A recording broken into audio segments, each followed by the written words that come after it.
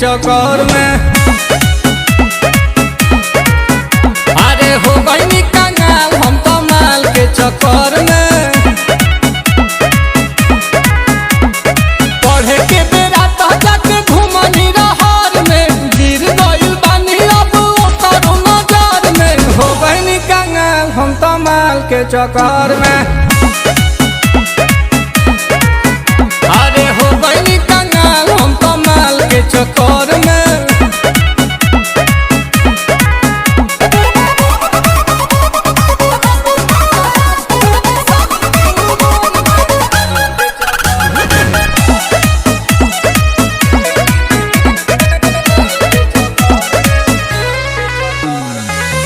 करेला पाप कोई पाकिट मरनी बाप के, गाली पछाप अभिले बाउन के थाप के।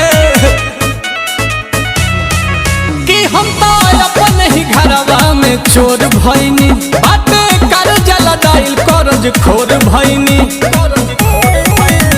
कि मन करे कूद जाई जाई के नहर में, मन करे कूद जाई जाई के नहर में। हो गई कंगाल हम तो माल के चक्कर में।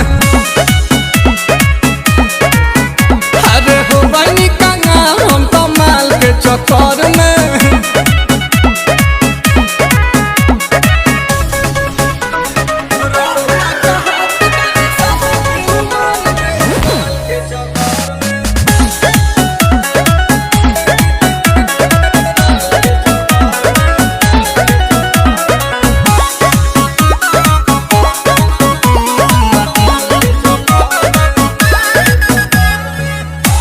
प्रियांशु के बिगाड़े में बहात हो, बरतावे खीस प्रिंस दे लेना साथ हो।